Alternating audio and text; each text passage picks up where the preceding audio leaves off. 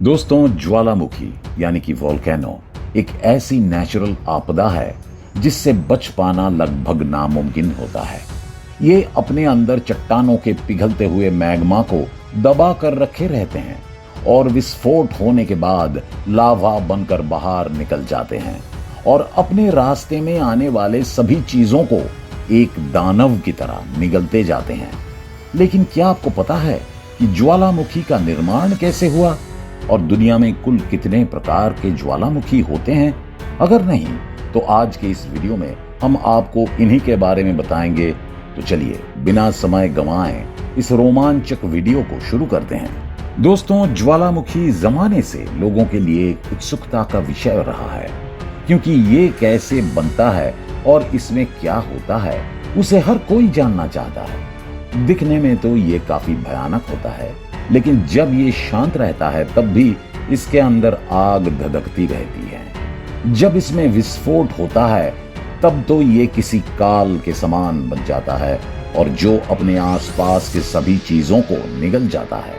ज्वालामुखी को बेहतर ढंग से समझने के लिए चलिए सबसे पहले ये जानते हैं कि आखिर ज्वालामुखी का निर्माण कैसे होता है।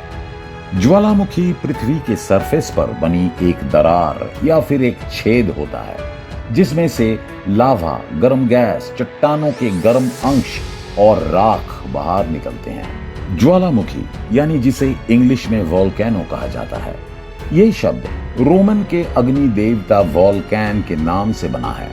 वहीं पर हिंदी में इसे ज्वालामुखी कहते हैं और ये शब्द दो शब्दों को जोड़कर बनता है, ज्वाला यानी आग और मुखी यानी कि मुख या मुंह।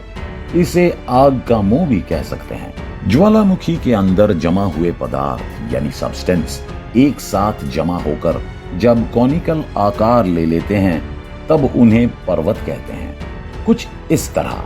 वैसे ज्वालामुखी के ऊपरी हिस्से यानी कि ओपनिंग को क्रेटर भी कहा जाता है। तो ये रहा कि ज्वालामुखी क्या होता है। अब चलिए जानते हैं कि ज्वालामुखी में विस्फोट कैसे होता है। वैसे दोस्तों, ज्वालामुखी जब फटता है तब उसे वोल्केनिक इरप्शन भी कहते हैं। हम जितना अपनी पृथ्वी को सरल समझते हैं, असल में ये उतनी सरल है नहीं। इतना ही नहीं, ये जैसी दिखती हैं अंदर से बिल्कुल ही वैसी नहीं है। पृथ्वी को 3 हिस्सों में डिवाइड किया जाता है, अर्थ क्रस्ट, मैंटल और कोर। अर्थ क्रस्ट पृथ्वी के ऊपरी हिस्से को कहा जाता है जहां पर हम सभी रहते हैं। मैंटल अर्थ क्रस्ट के बाद की लेयर होती है और ये पूरा का पूरा बेसॉल्ट पत्थरों के ग्रुप्स से मिलकर बना होता है। मैंटल को ही आवरण कहा जाता है। यहाँ का टेम्परेचर काफी अधिक होता है। इतना ही नहीं, जैसे जैसे हम आगे बढ़ते हैं वैसे वैसे टेम्परेचर और बढ़ता जाता है। पृथ्वी के इनर कोर तक पहुंचते पहुंचते टेम्परेचर और अधिक बढ़ जाता है। यहाँ का टेम्परेचर 6000 डिग्री सेल्सियस तक पहुंच जाता है। आपको जानकर हैरानी होगी कि पृथ्वी के इनर कोर की ये टेम्परेचर सूरज के बाहरी टेम्परेचर के जितना होता है। दोस्तों, पृथ्वी की सतह में काफी मूवमेंट्स होती रहती हैं और ये मूवमेंट हमेशा होती रहती है।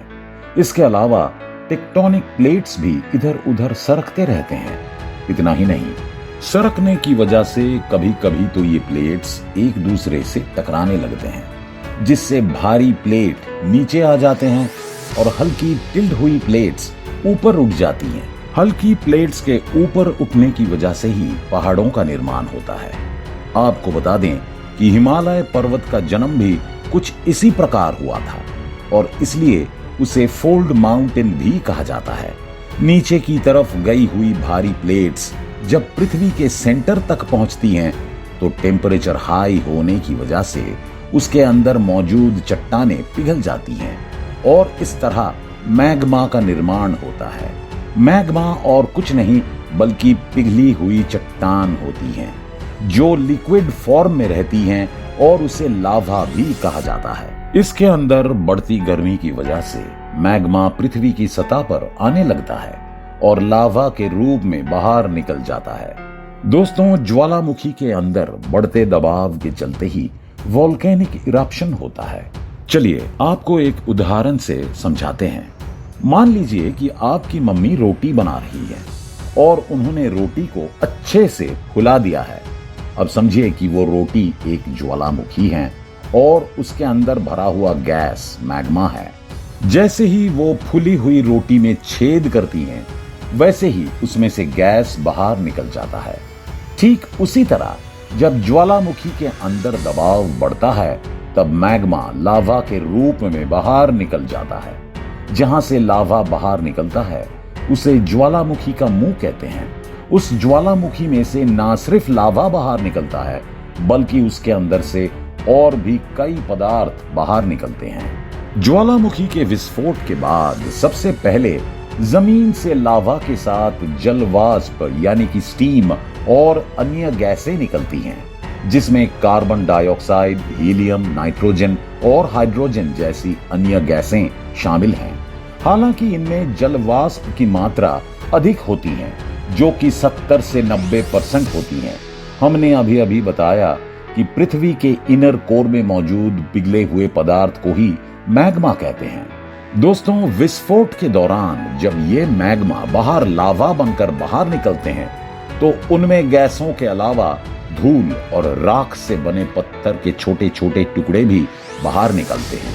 चलिए आप बात करते हैं कि ज्वालामुखी कितने प्रकार के होते हैं। ज्वालामुखी 3 तरह के होते हैं, जिनमें से सबसे पहले नंबर पर आता है एक्टिव वोल्केनो यानी कि सक्रिय ज्वालामुखी। एक्टिव वोल्केनो से हमेशा लावा, धुआं, छोटे छोटे पत्थर, साथ ही अलग अलग गैसें लगातार बाहर निकलती रहती हैं। आपको जानकर हैरानी होगी कि आज के समय में पृथ्वी पर 1500 से अधिक एक्टिव वोल्केनो मौजूद हैं, जिनमें समय समय के साथ विस्फोट होते रहते हैं। ये काफी खतरनाक होते हैं, इसलिए इन्हें सबसे खतरनाक ज्वालामुखी के रूप में जाना जाता है। दुनिया के सबसे एक्टिव वोल्केनो का नाम किलोवेआ है और जो अमेरिका के हवाई आइलैंड पर स्थित हैं। इतना ही नहीं, इसके अलावा कई अन्य एक्टिव वोल्केनो हैं, जैसे माउंट एटना। वैसे ये एक्टिव वोल्केनो इटली में मौजूद हैं। बात करें इंडिया की, तो इंडिया में सिर्फ एक ही एक्टिव वोल्केनो है और उसका नाम है बैरन वोल्केनो, जो इंडिया के अंडमान निकोबार में स्थित है। कहा जाता है कि ये एक्टिव वोल्केनो काफी खतरनाक है, इसलिए वो जगह आज भी वीरान पड़ा है।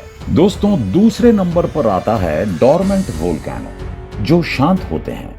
इनमें अभी तक कोई भी विस्फोट नहीं हुआ है, इसलिए ये वर्षों से शांत है। लेकिन इसका मतलब ये बिल्कुल ही नहीं है कि ये हमेशा शांत ही रहेगा। इसका कोई भरोसा नहीं कि कब ये अशांत हो जाएं और अपना काम करना शुरू कर दें।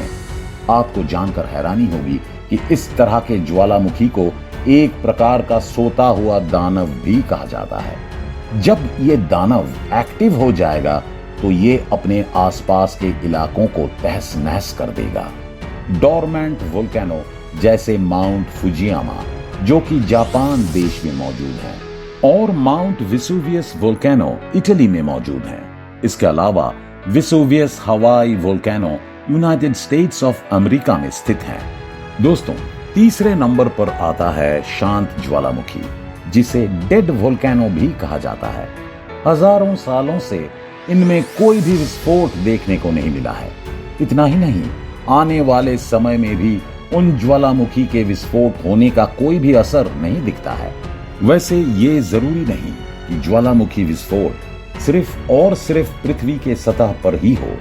कई बार तो बर्फ के अंदर के साथ साथ समुद्र में भी ज्वालामुखी का विस्फोट होता है। समुद्र के अंदर इसी कारण सुनामी भी देखने को मिलती है। इतना ही नहीं, पृथ्वी के इनर कोर में मौजूद मैग्मा जब बाहर नहीं निकलने की कोशिश करते हैं, तो उनके अंदर काफी प्रेशर क्रिएट होता है और ये प्रेशर सीधे तौर पर धरती की सतह पर प्रेशर बनाता है और जिसके चलते भूकंप जैसी समस्याएं पैदा होती हैं। वहीं पर दोस्तों, आपको बता दें कि पैसिफिक ओशन में सबसे अधिक ज्वालामुखी का विस्फोट होता है, क्योंकि इसके भीतर कई सारी टेक्टोनिक प्लेट्स आकर मिलती हैं, जो एक कमजोर क्षेत्र का निर्माण करती हैं और जहां आसानी से पृथ्वी के गर्म से मैग्मा बाहर निकलकर लावा का रूप ले सकता। पैसिफिक ओशन में जिस इलाके में ज्वालामुखी ज्यादा से ज्यादा फटते हैं उसे रिंग ऑफ फायर नाम दिया गया है। हम सभी जानते हैं कि आज साइंस ने काफी तरक्की कर ली है, लेकिन आज भी किसी इंसान के पास ऐसी कोई टेक्नोलॉजी नहीं है कि जिससे ज्वालामुखी के इरप्शन को रोका जा सके। ये तो प्राकृतिक घटना है जो कभी भी अचानक घट सकती है। हम सिर्फ इससे बचाव का उपाय ढूंढ सकते हैं, क्योंकि इसे रोकना तो इंसान के बस की बात नहीं। ऐसे कई शहर है जो ज्वालामुखी के इलाकों में बसे हैं, जिसे शहर को काफी नुकसान का सामना करना पड़ता है। इतना ही नहीं, ज्वालामुखी के फटने से कई लोग भी मारे जाते हैं। इससे बचने का एकमात्र उपाय इससे बचाव करना ही है। दोस्तों, ज्वालामुखी के बारे में आपको क्या ओपिनियन है, कमेंट करके जरूर बताएं। उम्मीद है कि आपको हमारी ये वीडियो पसंद आई होगी। वैसे अगर आपको ये वीडियो अच्छी लगी हो तो वीडियो को लाइक और शेयर जरूर करें, और इसी तरह के इंफॉर्मेटिव वीडियो देखने के लिए हमारे इस चैनल को सब्सक्राइब भी करें। फिलहाल के लिए इस वीडियो में बस इतना ही। मिलते हैं किसी अन्य इंफॉर्मेटिव वीडियो के साथ। धन्यवाद।